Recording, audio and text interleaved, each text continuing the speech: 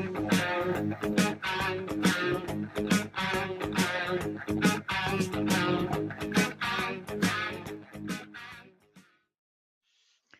evening and welcome to today's daily market update from Time Price Analysis. This has been recorded about 8 minutes before the close of the US markets on Tuesday, the 28th of May. Okay, micro-wise and day trading-wise, rather strange and frustrating day today. Everything, and I mean literally everything, has followed the expected paths and patterns. But on a micro level, the US indices in particular didn't really confirm which way they were going to play out until very late in the day. So just a quick reminder on the daily chart, we've got this peak in here in the S&P 500, a 5-wave move to here as a diagonal and a 2 back, so an A or B, and we're starting to come down in the next leg, and either we're going to let go and complete all of a larger A wave in one go. So we get a 1, 2, and a 3. But I think that'll be after a small pullback from today's price action. Or I think more likely we get an A, B, C for this A of it, then a B, then a C.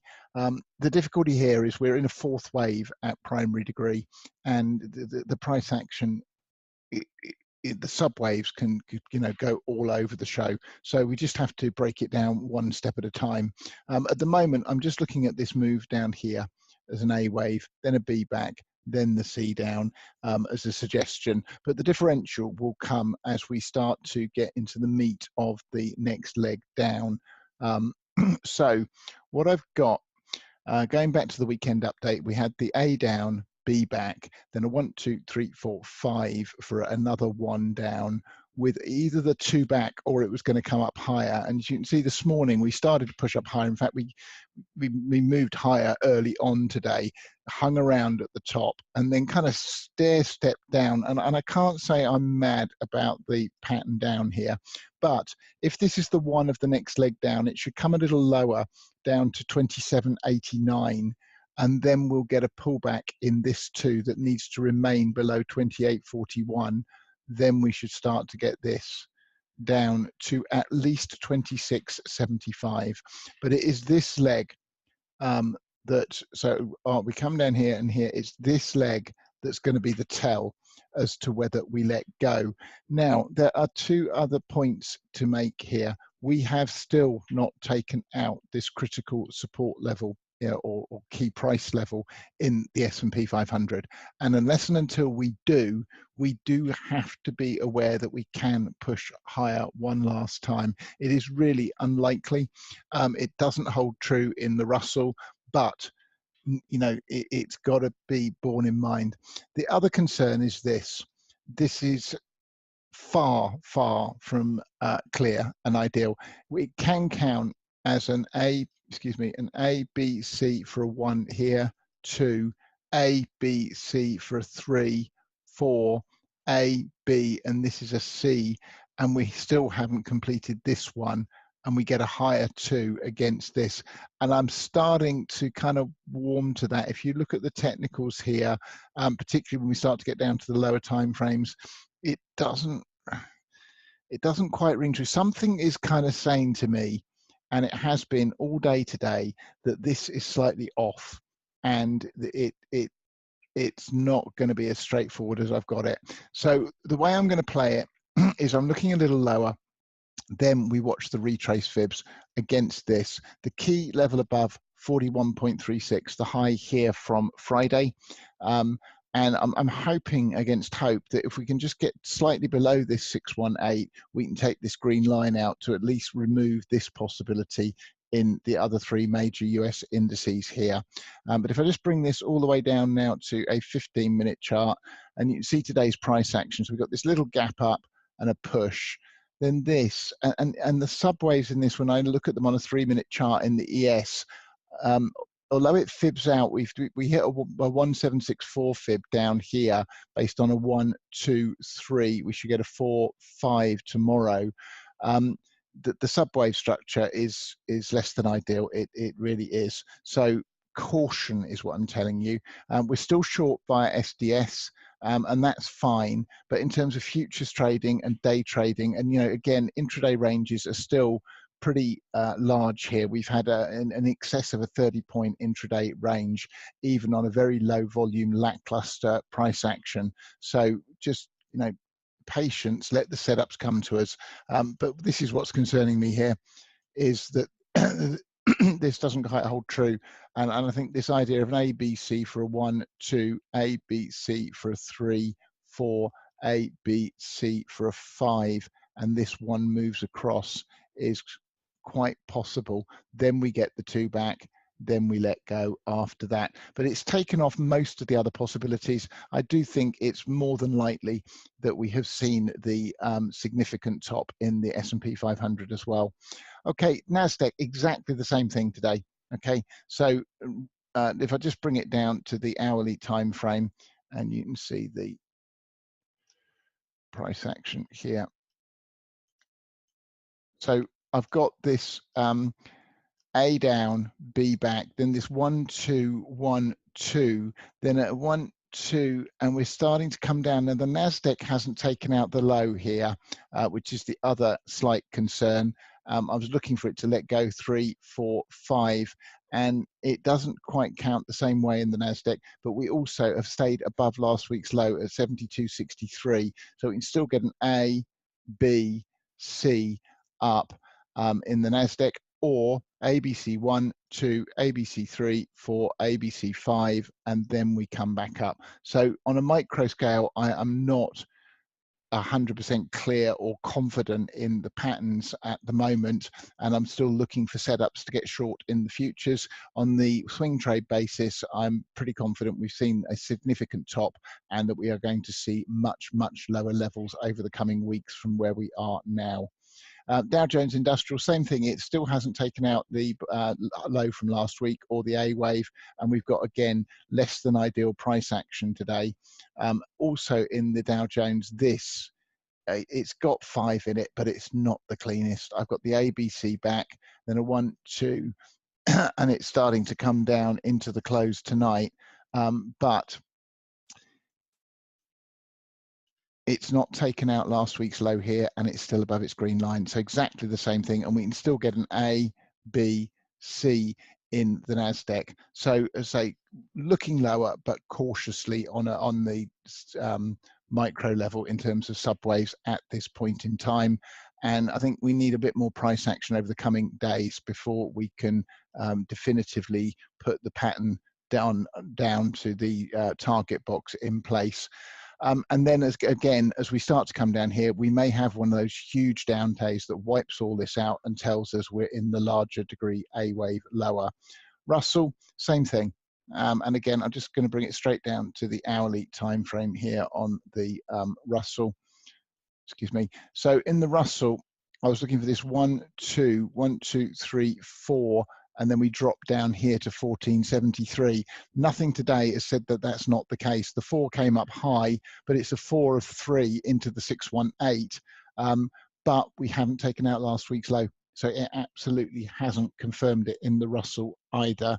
And if I just bring that all the way down to the 15-minute chart, you can see there's that hit on the 618 top down fib. We're starting to come down now, but unless we just let go here, then it's not looking ideal. And also we haven't taken out last week's low, which so the ES is the only index that we have. And again, it's already diverging. So I'm very interested at this point. It's not often that I'm quite so unclear on a micro level in the US indices. I'm interested to see what the next 1 or 2 sessions bring, and where we end up in terms of looking for a setup to short this in futures as well. Okay, UK FTSE, again, clear as mud. It can still pop up here to the 75.88. I think that's less likely. I think the B wave's more likely in, and we've got an A, B, C to come, and then we drop down further in the UK FTSE. And the price action today has done absolutely nothing to change things from the weekend update or clear anything up. So pushed up a little early on, pulled back a little, we've done nothing. So I'm looking for a move ideally to 74.35 in the FTSE and then down again. German DAX is still following that pattern from the weekend update. I'm still expecting lower in this 4 at the least and possibly more. And then if I come down to the hourly time frame, what we were tracking off the top was this ABC for WX, ABC 1, 2, ABC 3, 4, AB. I'm looking for a C wave down. Futures have come down further than this since the cash market closed in the German DAX. Looking for a move to somewhere around the 11.823, 11.778 before we get a B wave back and then down again after that in the German DAX. Okay, coming across and looking at commodities today, absolutely no change. So NG, I'm looking for the rest of this A wave down. We're still short off this high in NG and going to remain so. And then just coming down to the hourly chart, you can see that we've held this high from last week at the 50% retrace. I've got a either 1, 2, 1, 2. Again, the micro pattern is such a bloody mess. Until we can get down below 75.39, we can just push up 1 fib higher in this too. We can't definitively say it's in. So stops have to remain here at the moment up at the 2700 and then look for it to break through the 25.39, at which point we can bring the stops down here in natural gas next. CL, where am I, CL? Again, held for the 4 today and finally started to come off. Messy, but I'm more forgiving in CL. It's supposed to be a wave 4, so I expected it to be messy. We wanted it to stay below 60.01. It has, and it started to drop. I'm looking for a move to 54.11 or 52.01 next for the 3, then the 4, 5. All of that would just be for the 1 down. We'd then look for the 2 back to get the swing short in. But day trading wise today, absolutely nothing set up. It just simply wasn't clear at any given point in the instruments that we day trade. So we continually watch NG, GC, CL, and ES. Whether I had an off day and just wasn't reading it particularly well, but I think it more just lackluster volume and lackluster price action until we started to let go late on. And the only way to have caught that would be chase it, which is one of my golden rules, is simply that I won't do that. And then just coming down to the hourly time frame in CL here. So we've held this 4. I think we've got a 1, 2 in place. I'm looking for this to start to let go overnight in CL and continue down. Okay, precious metals. So just a quick look at the daily chart of gold. We're just looking for that C wave down to around the 12.51 or lower. I'd love to see it come all the way down to 12.32. And then we're going to take a long trade for this B in case we do that. And then coming down to the 4-hour chart, you can see today we started to let go, which is what we wanted to. We held that 50% retrace. I've got a 1, 2. I think we're in the 3 of this C wave down in GC, and looking for that to continue lower. 12.51 would be the absolute minimum I want to see on the downside in GC, and preferably a fair bit lower than that to complete this A wave. Silver, nice big red candle today, still looking lower for around the 14.05 for the rest of this A wave in silver before we then get the B, C to finish off the pattern. Same thesis in silver, by the way. If you'd rather take the long in silver at the low, you take the long forward and let it bounce to give you a nice tight stop in case we do that. So if we have got some kind of horrible leading diagonal up with a 2 back, but even then the 2 has come extraordinarily deep if that were to be the case in silver. And just bringing that down to the 4-hour chart, you can see it's clearer and cleaner on there. And what I've got here, I've got this A, B, and this can come a lot deeper in silver. So I'm in no rush to be looking at long positions in the metals and miners at this point in time. And then quick look at the GDX today. So we've come down again. We've still got to take this low out at 2015. Then I'm looking to the move to 1951 and preferably lower in GDX, ideally down to 1908. But again, you know, it's not it's heading in the right direction. It's doing all the things it should. But today was a horrible day on the lower time frame patterns for pretty much everything in terms of being confident in the micro moves and structures of them. Okay, currencies.